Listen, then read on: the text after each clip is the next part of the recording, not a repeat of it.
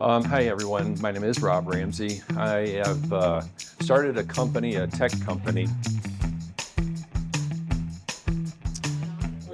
It says on, but it is showing red. Okay, I'll get closer. That's better. Yeah, I am a tech company. I did start a tech company. Well, so in the .coms, not so many .coms are being generated today. We are a .tech.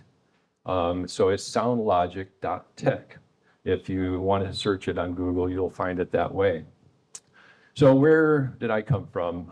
I've been in engineering for about 35 years, back since about 1990. Long time, sometimes much longer than some of you are old, and that's just the way life is.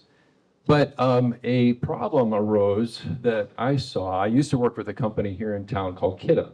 Kidda, and the best example I can give you is this fire, the light, the strobe light device up here is a product that they made. And I was a program manager with them. So I brought a product from idea, from conception, and to the point that it would go on the shelf at Home Depot. So if you go to Home Depot, you'll see Kidda. Go to Lowe's, you'll see the other First Alert products. So a problem arose in 2017 that I saw as a potential opportunity. And most of you will remember in Las Vegas, there was a shooting at the Mandalay Bay, 34th floor. Gentleman went up, used the room there as his place to, unload 1,000 rounds of ammunition. It took almost an hour for them to find him. So at that point in time, I was a program manager. I said, hey, why don't we come up with a sensor that will detect when that shot goes off, give exact location. So a few years later, I decided to give this a try. Every company needs a chief engineer, and my chief engineer, Carl Schmaltz, is back there at the back of the room. And I'm going to ask him to come up later to do some of the question and answering, but I'm going to try to go through this as quick as I can. So we call it a threat detection because the system has grown. It starts with a sensor, and the sensor uses an app. So from the sensor, a signal is sent to an app. This device, because it doesn't have a camera, it has a very small footprint. I know it looks a little bit big, but it's just because of the batteries. But it can go in places where cameras can't. So that hotel room in Mandalay Bay, it could be there. The locker room at your high school or elementary school or any sporting place, it can be there. It doesn't have a camera.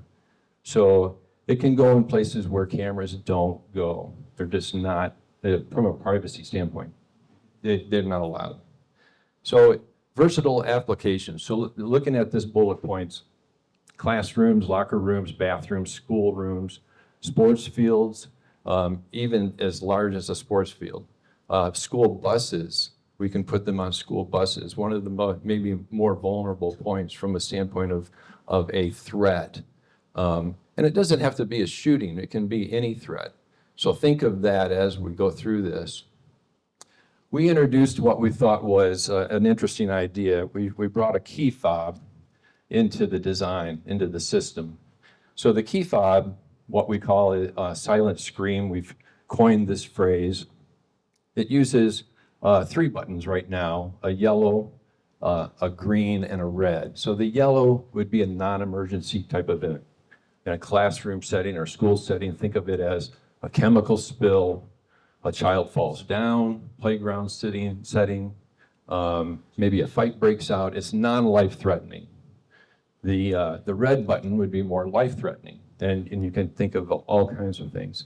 A child choking, the seizure, anywhere that you might want to be able to press a button, send a signal, and get an instant alert to the app. So we're going to come to that. The app. What we're showing here is kind of an example of what the app might look like in an emergency situation. So if a gunshot went off in this room, the app would detect it and you would see this 911 call pop up. It would alert you as an app holder or user to take action and make the call. In the setting of the silent scream, their Office 6, what it's showing is a yellow banner, and again, it's a yellow button. You press this button, and very quickly, almost instantly, the app picks up that detection. You can be a teacher, superintendent, security guard, maintenance worker, law enforcement, anybody that holds this app. And I looked around the room and I saw some Apple Watches.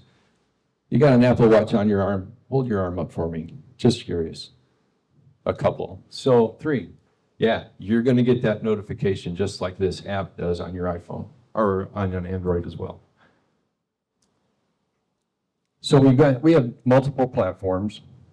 We support obviously the phone, the smartphone, the Apple Watch, and we also have the ability to integrate to the whole world of cameras. 5 seconds. Okay. We have multiple platforms. So we can integrate to the existing cameras that are here. You can see in the room, there's one in the back. But what we would do is be able to identify on that monitor where that location is needed to be looked at, right? So that red box basically becomes a highlight framework on an existing camera system.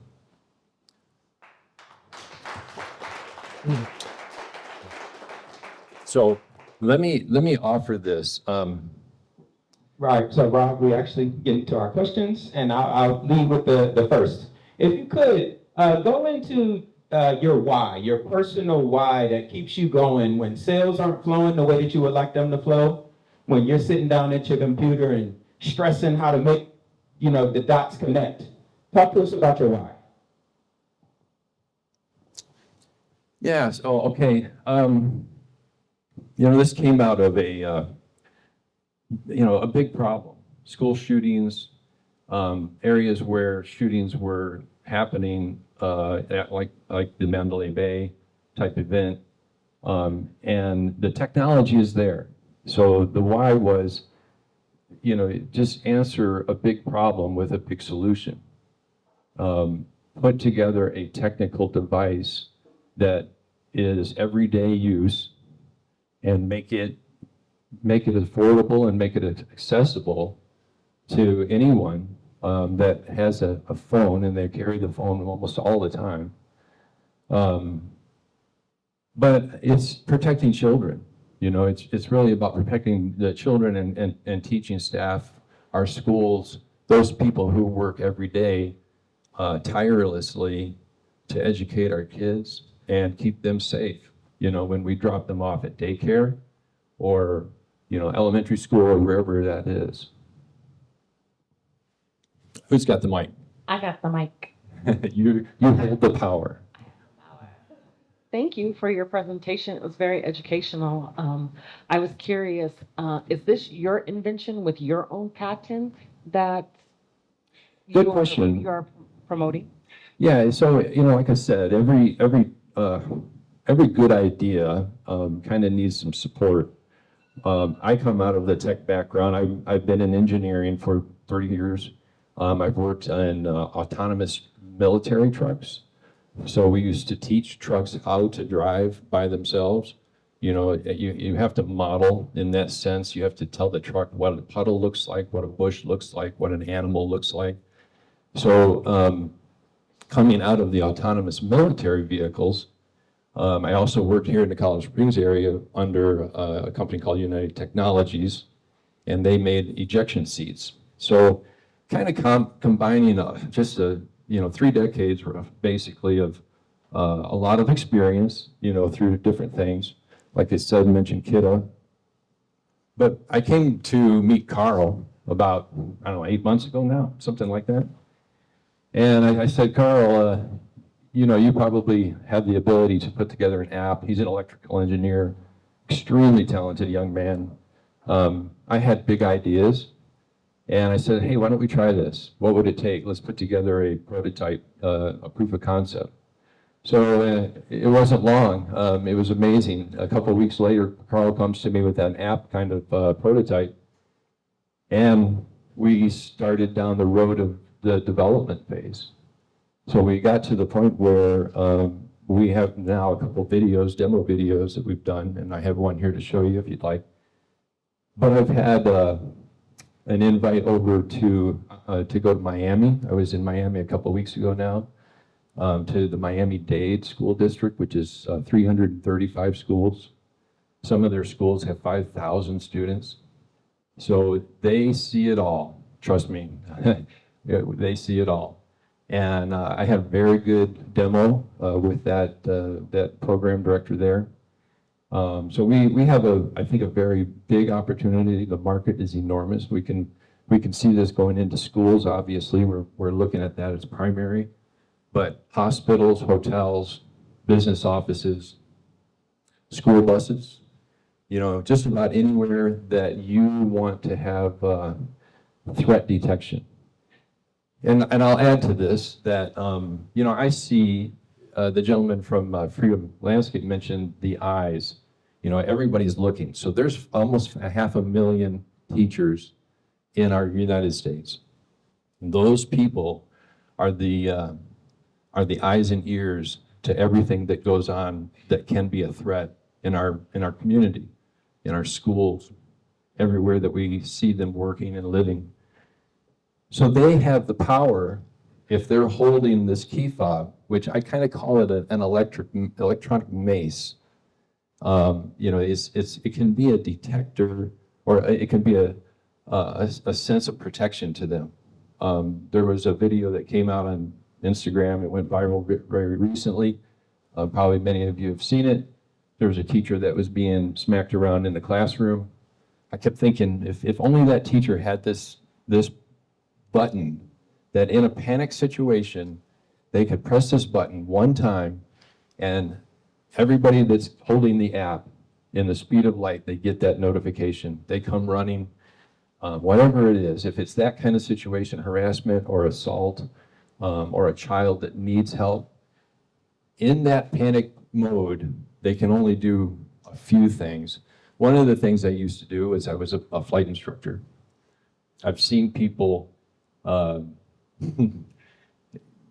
in panic mode, and you only respond to that situation as well as you're trained. So pilots go through an extreme amount of training for that reason. Our teachers, a lot of them substitutes, they're new, they're thrown into environments where it's challenging at best and risky for sure. So we at SoundLogix, our premise is, we want to make our schools safe, and it starts with making the teachers safe. So in that panic mode, whatever that situation might be that drives that panic, they're able to take care of the students first, themselves, but then in a second, they don't have to think much. They can just press a button and help is on the way. Like I said, it can be the superintendent, the police officer, security guard, whoever that might be. Is there another question? I'm going on. I can tend to ramble, so sorry.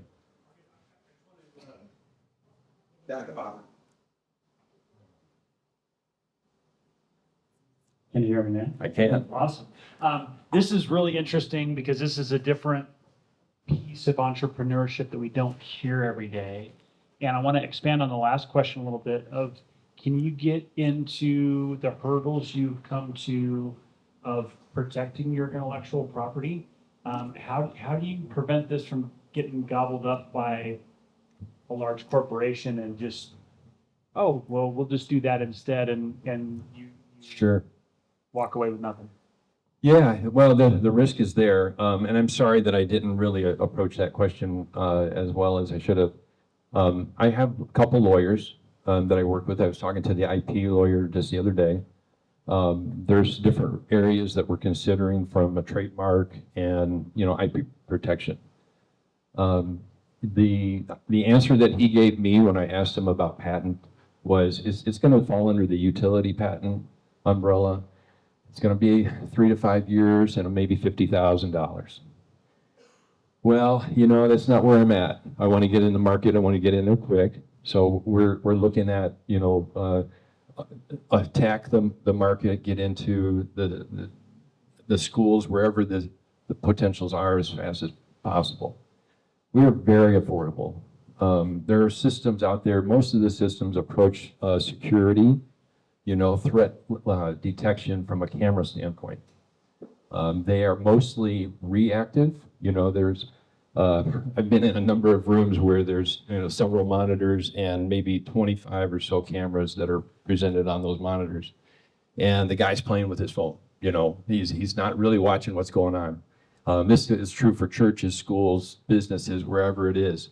They're really there just to catch what has happened, not to try to pick it up before it happens or when it happens. So from the monitoring standpoint, we have, I'm partnering with a software company here in town, a young lady that I know, and I won't mention that company name just for the sake that I didn't ask her if I should. But we can work, with technology that is pretty cutting edge. It's not hard to do, but you got to be able to do it. People like Carl, and having the idea, of course, that can be a little bit simpler. But putting the two together, and like I said, I worked with Kidda. They have an army of people that, the big dogs, they could come along and do this very shortly, very quickly if they wanted to. Ring and all the others, they could do this very simple. They probably couldn't do it as affordable, maybe. But anyway, we think we have a system that's very adaptable. And from the IP side, it's a tough road. We just got to get into the market. So that's why I'm here. I know that getting to the point where that person who's going to say, yes, I want to put it into the schools or into the whatever facility it is a path. Sometimes it zigzags and jogs, but it's through you, the 1 million people. Well, we want to get 1 million sensors, but finding that person, Secretary of the Department of Education, for example, I haven't presented to anyone that hasn't seen the benefit of this. Can I show a 1.5-minute video? You guys More will. questions? Yeah, we got questions. Yeah, questions. This will answer a lot of questions. Well, no, go ahead, Shannon. I do have a quick question. So regarding the code red situation, you said that it will alert the app holder to whether or not they want to dial 911. My question is there like an automatic option if for some reason the app holder is unable to make that call to where it will take over? So many people can have this app. Like I said, you can have, there could be 12 people. In fact, so we're setting up in a school, an elementary school here in town, and then a church up in Littleton. So those are the two current projects that we're working. At the elementary school, I was talking with the two principals last a week ago today. And they were asking me kind of that same question, because in our app, we have the ability to set a lockdown, in the phone, press a button, school goes on lockdown. There's some other things that the app can do, and we're working to make it improved. But to your question, a number of people will have that alert. It can be all the teachers, the security staff, the principal, of course, the main office. So there can be 12 people that hold the app. Not all of them are going to be able to lock down the school. And that was one of the things the principal said, we have to have an organizational structure for the app users. I don't want my teachers setting the lockdown button. So that's that. If that answers your question, I hope so. So what can we as the Colorado Springs community do to help you? Well, like I said, it's a path to the right people. I have these videos on YouTube and I send them out. I bought a mailing list, of principals, superintendents. So there's about 2,000 principals in the state of Colorado. And if if for some reason we can get the word to the right people, just through word of mouth, hey, I saw this at 1 Million Cups, pretty interesting. Take a look at it, tell me what you think. Chances are they see something new. I'm pretty certain of that. They see something that they want, and then we just need to make the connection. So